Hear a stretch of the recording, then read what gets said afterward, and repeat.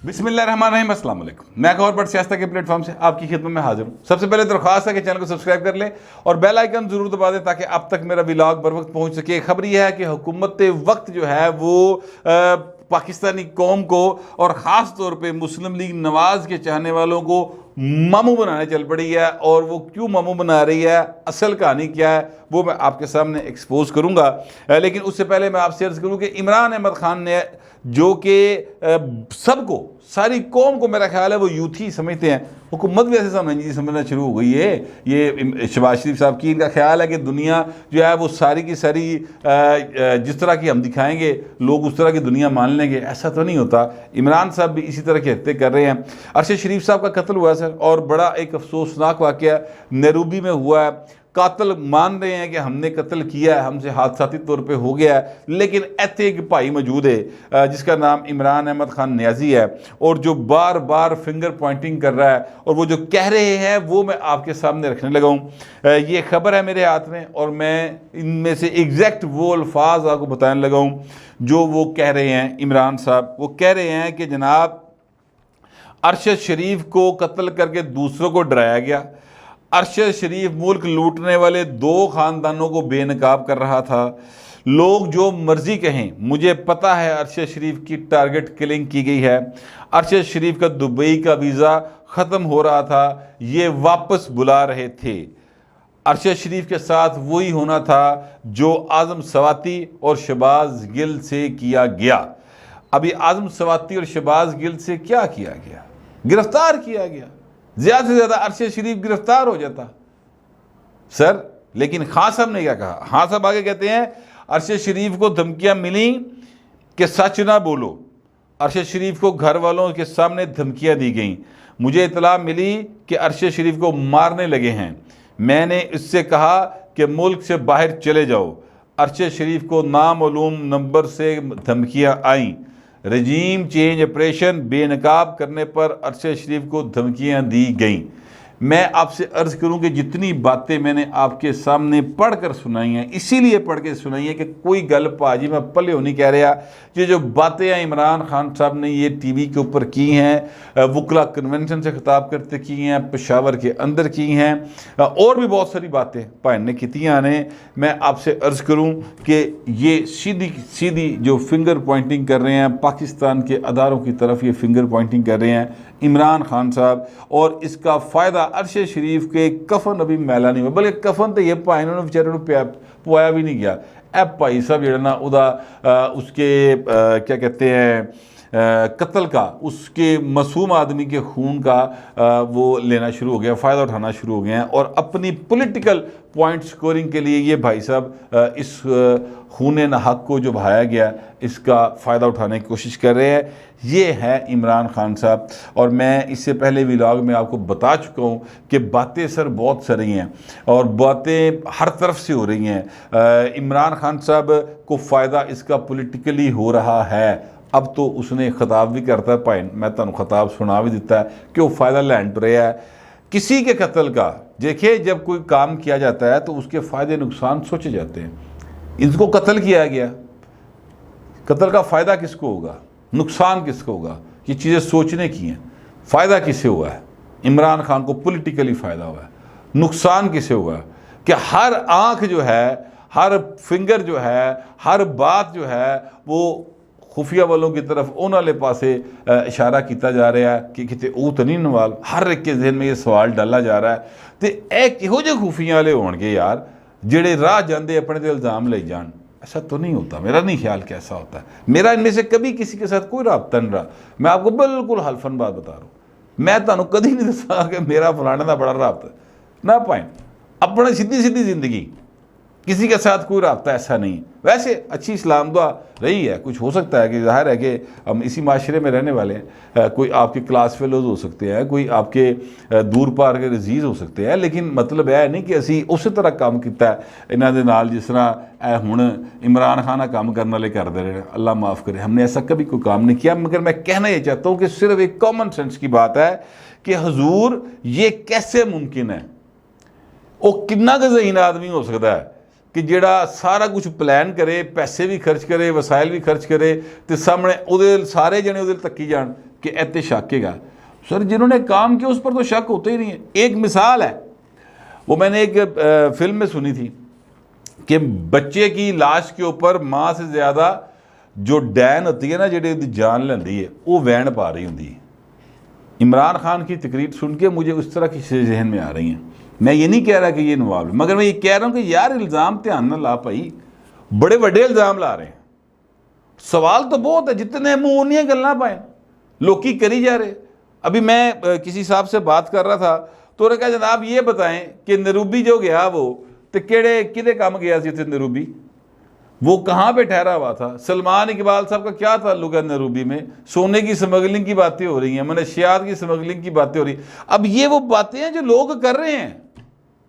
मैं जानता हूँ अरशद शरीफ साहब शरीफ आदमी थे, यानी कम अज कम ऐसे वाले ना कोई कोई हाथ वासे नहीं है सी, शरीफ आदमी, जेंटलमैन।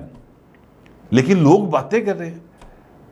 इमरान खान साहब अगर उसके हमायती हैं तो सर को हमायत करो ताकि उन्हें इंसाफ लगे। अगर आप उनके साथ हैं और चाहते हैं कि उनको इंसाफ मिले तो इंज इतना करो, तो मुर्दा रोलंड रुपये पाएं।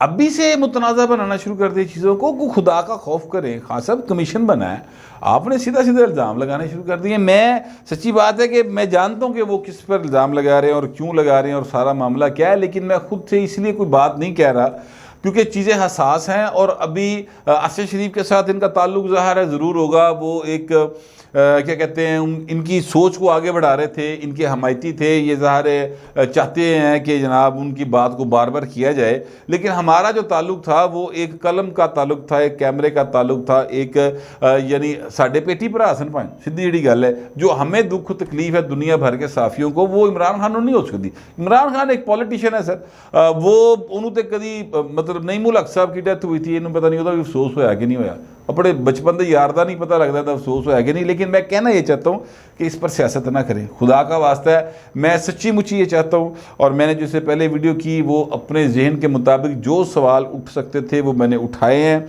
मैं चाहता हूँ कि अरशद शरीफ का कत्ल अगर किसी साजिश का नतीजा है तो वो साजिश करने वाले बेनकाब और वो खुफिया चेहरे सामने आएँ, उनको करार वाकई सज़ा मिले। लेकिन अगर ऐसा नहीं है तो खुदा का वास्ता ये ना करो ऐसा। पाकिस्तान के जो अहम तरीन अदारे हैं उनके ऊपर इस तरह के फिंगर पॉइंटिंग ना करें। इमरान खान उस पास टुर पे है, पता नहीं इनको रोक सकेगा कि नहीं रोक सकेगा, लेकिन बाल भाई साहब उस पास टुर पे ने।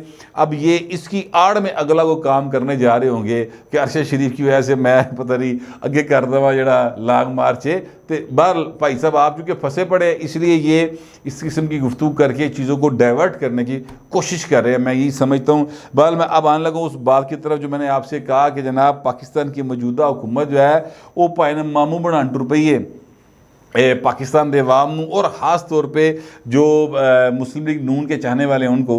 देखिए, वोट को इज्जत दो के नारे के बाद मुस्लिम लीग नून के साथ एक ऐसा तबका जुड़ गया जो ये समझता है कि जिनका ये यकीन था कि नवाज शरीफ साहब जो हैं वो बिल्कुल आइनी कानूनी नज़रियाती हो गया पाए और वो कभी इधर उधर नहीं होंगे। उनमें बहुत सारे लोग जो माजी में बड़े लिबरल थे और बल्कि लिबरल हैं अभी भी, और वो पीपल्स पार्टी के लिए ये सोच रखते थे, हमदर्दी रखते थे। उन्होंने क्या नहीं यार बेनजीर ने तो NRO कर लिया हूँ नवाज शरीफ टुर पिया भाजी राह रास्ते उत्ते नवाज शरीफ आ गया, लिहाजा इन्हें टुर पईए, वो इनके साथ चल पड़े।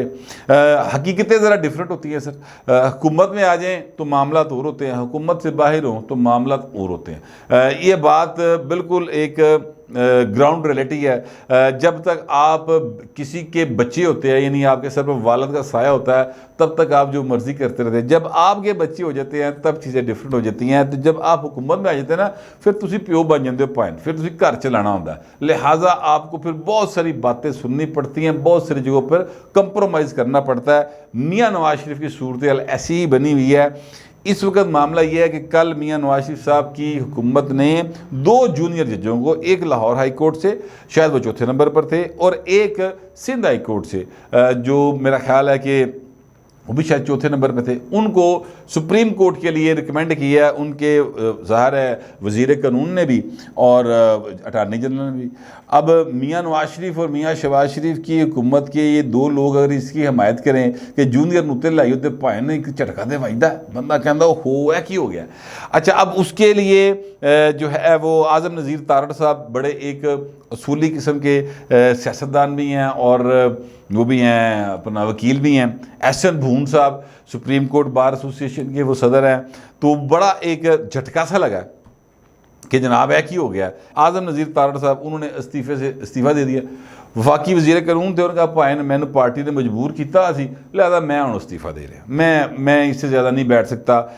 जो एहसन भून साहब है उन्होंने ये बात की कि सीनियरिटी से हटकर वोट देने की वजह से आज़म नज़ीर तारड़ ने इस्तीफ़ा दे दिया, लेकिन वो पार्टी की वजह से मजबूर था, ये इस्तीफ़ा दे दिया। अब इसके बाद जब ये हो गया तो पूरी की पूरी जो अगर आप ट्विटर उठा के देखे तो नून लीग के चाहने वाले जड़े ना उन्होंने जनाब समझ लो ला लितर लए ने ते टगा टक लगे ने नून लीग के ख़िलाफ़ बोलने और मियाँ नवाज शरीफ के ख़िलाफ़ बोलने और इस जो हरकत हुई है इसके ख़िलाफ़ बोलने मुसलसल बोल रहे हैं। एक कंपेन चली है, यानी तहरीक इंसाफ वाले लोड़ नहीं पई, नून लीग वाले आप ही आ गए इस काम लिए ना, ठीक है। अच्छा, हकीकत हाल क्या है? आज़म नज़ीर तारड़ साहब ने इस्तीफ़ा क्यों दिया? भाई ने कोई तलक वास्ता नहीं है इस गल दे नाल कि उन्होंने वोट हट के दिता है, सीनियरिटी दी असूल तो हट के वोट दिता ना, बिल्कुल कोई तलक वास्ता नहीं। ये मामू बनाने की कोशिश की जा रही है। ज़रूर इस्तीफ़ा सर उन्हें दिया नहीं, उनसे इस्तीफ़ा लिया गया, असल खबर ये है। और इस्तीफ़ा क्यों लिया गया ये मैं आपके सामने रखने लगा हूँ।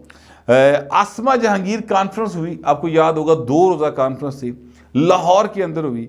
उस कॉन्फ्रेंस का जो दूसरा रोज़ था, आखिरी रोज़ था, उसमें मंजूर पश्तीन साहब तशरीफ़ लाए, उसमें बिलावल भुट्टो जरदारी साहब आए, उसमें शाहिद हकान अब्बासी साहब आए, उसमें एहसन इकबाल साहब आए, उसमें आज़म नज़ीर तारड़ साहब तो उसके मुंतज़मीन में थे, ठीक है।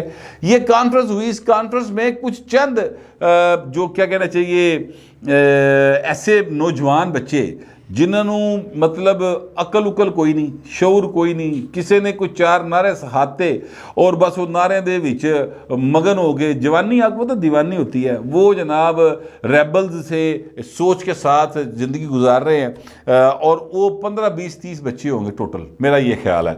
उन्होंने कुछ ऐसे नारेबाजी की जो कि किसी सूरत भी काबिल कबूल नहीं थी। बिलावल भुट्टो जरदारी के तकरीर के दौरान भी उन्होंने नारेबाजी की और बिलावल साहब ने उनसे कहा कि यार वहाँ जाके नारेबाजी करो ना, जेड़ा ताड़ा मुतालबा हल कर सकते हैं। अली वजीर की रिहाई के नारे वो लगा रहे थे, ठीक है। मंजूर पश्तीन आए तो वहाँ पर जो नारेबाजी हुई मैंने उस पर व्लॉग किया था और मैंने ये कहा था कि मैं वो नारेबाजी अपने कोलों नहीं दस सकता थानू, इसलिए कि मैं समझता हूँ कि वो नारेबाजी गलत है, लेकिन नारे वजह ने पाए, ठीक है। अच्छा, ये जो भाई साहब गया है ना आज़म नज़ीर तारड़ साहब, इनसे इस्तीफ़ा लिया गया और मेरे ज़राए के मुताबिक लंदनों कॉल आई है भाई नू कि बहू जी इस्तीफ़ा दे दो, और मियाँ शहबाज शरीफ ने भी कहा इस्तीफ़ा दे दो। इन्होंने कहा कि सर मैं तो लंदन वाले ने कहा कि कहते बने उन्होंने कहा कोई गल नहीं, लंदनों कॉल आई थी, लंदन से कॉल आई कि भाई जी इस्तीफ़ा दो।